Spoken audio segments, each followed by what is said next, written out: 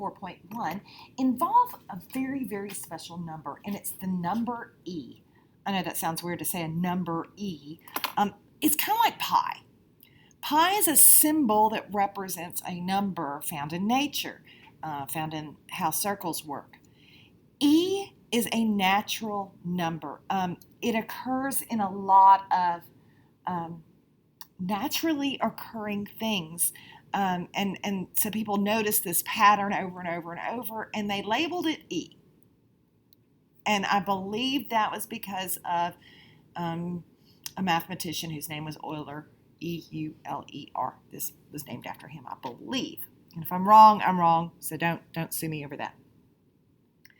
So all we really need to be able to do is work with it. You don't have to memorize what E is.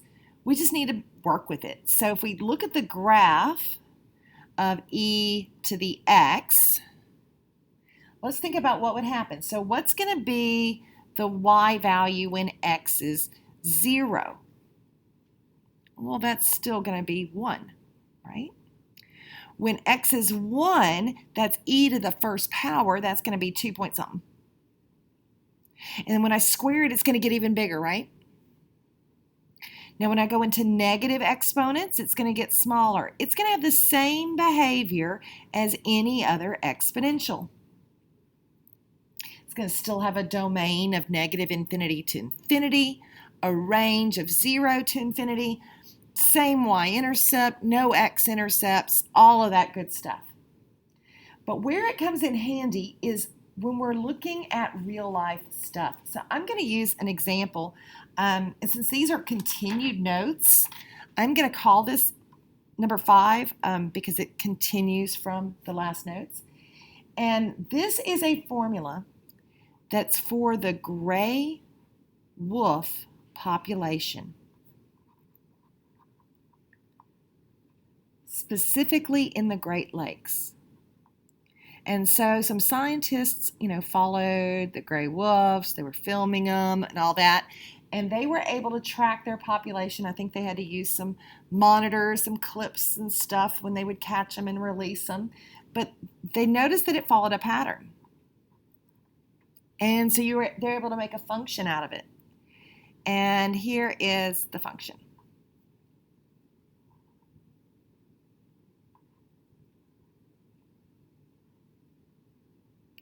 Now this function is only good X number of years after 1978. So what does that tell me?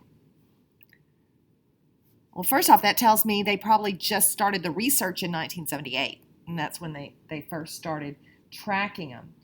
It also tells me how many wolves there were in 1978. Let me show you how I could find that.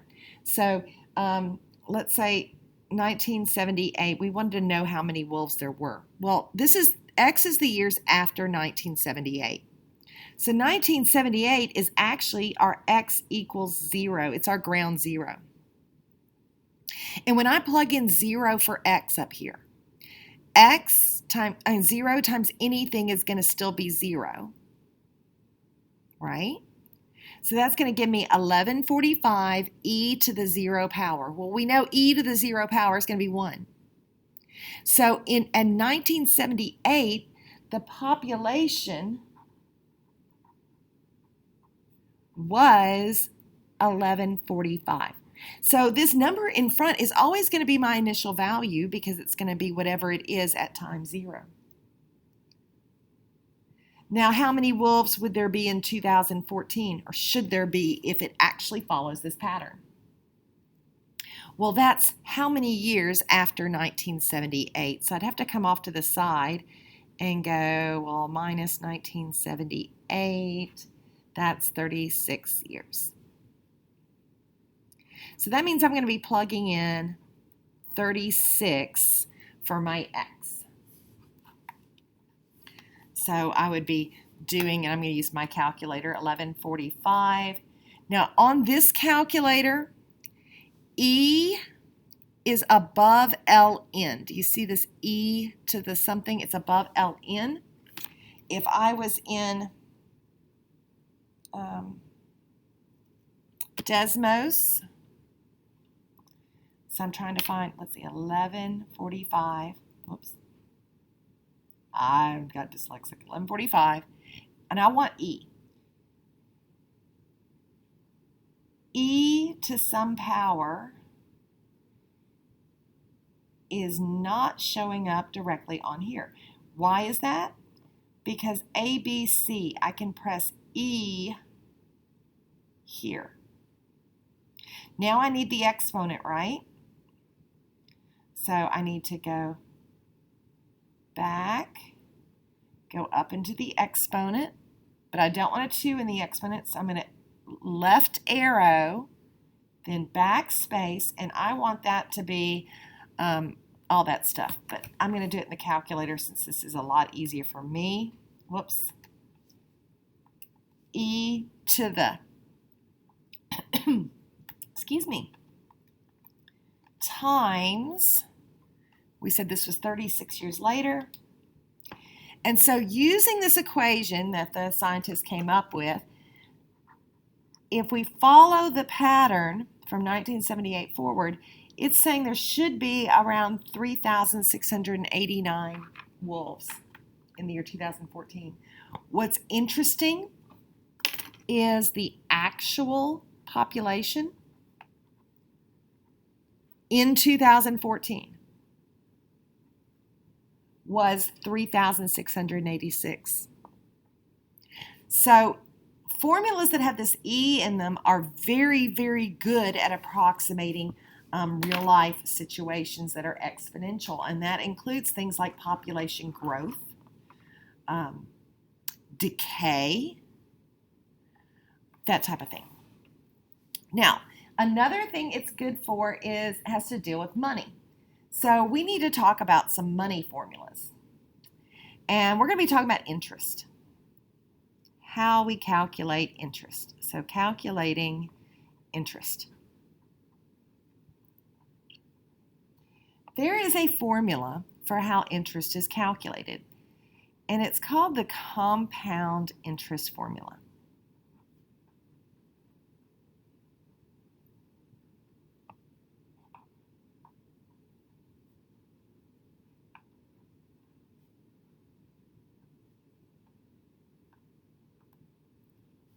This is the formula. And the parts of the formula that we need to know is that this P is called the principal. It's our initial value.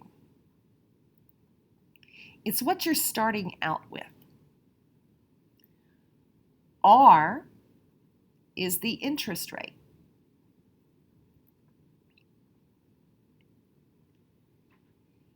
N is the number of calculations per year. That'll come in handy in a minute. And T is the number of years. So it's easiest when we just go ahead and start an example, and we'll show how to use this. So let's say we're going to invest $8,000 for 6 years. And we have our choice of accounts. So account number 1 is going to give me 7% interest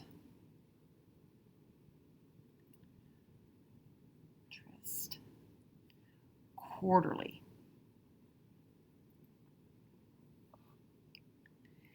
The next account says, I'm going to give you 7% interest,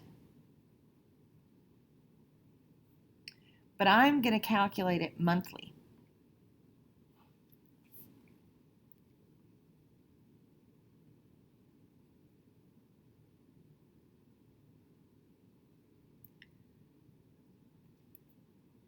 The next one says, well, I'm going to do even better than that.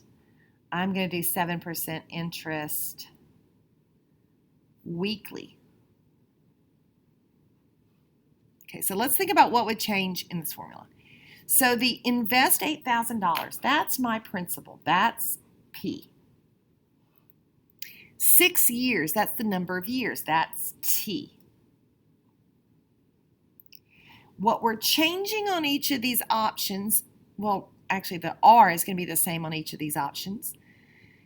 What we're changing is the number of calculations per year. So I want to make sure we note how we would type this in. So 7%. R is going to be 0.07, 7%. The N, if I'm doing it quarterly, that's 4 times a year. So N is 4. So my equation, what I'm going to put in the calculator, I'm going to start with the principal, parentheses, 1 plus, says R over N, so 0.07 divided by 4, because we're dividing up that yearly interest into quarters. And since we're doing it 4 times a year for 6 years, that's 4 times a year for 6 years.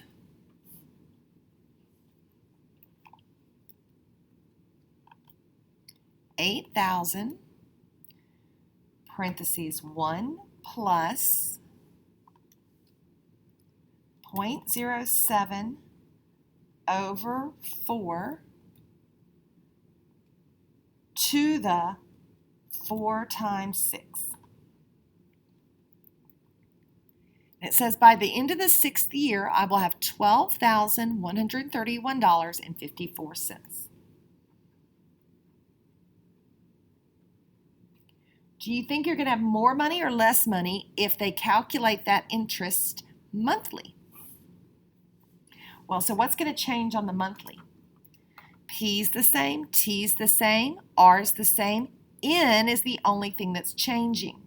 So in this case, N is monthly. That means it's done 12 times a year. So I'm just going to go up and edit this since I can do that in the calculator. This will be 12 times 6. And down here underneath would be a 12. Ooh, we get a little bit more money. That's $12,160.84. Weekly. Oh, how many weeks are in a year? 52. So the only thing I'm going to change is I'm going to copy paste that. I'm going to change that to be a 52. And if I do it weekly, I get a little bit more money, but it's not a ton more. So as we calculate this more and more often, it starts to approach a certain value. So there's something called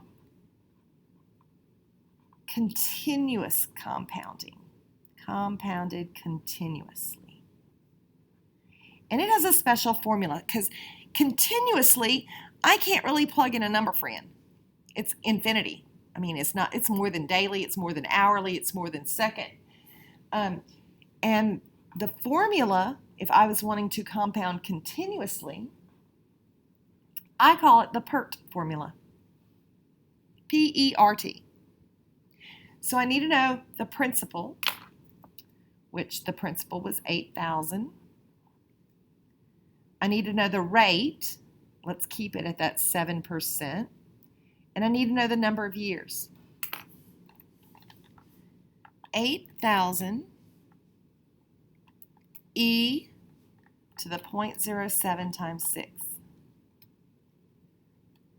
See how it as I do it more and more frequently, it approaches this naturally occurring number. So weekly was at 12,172. I'm not really gaining too much by it being done continuously.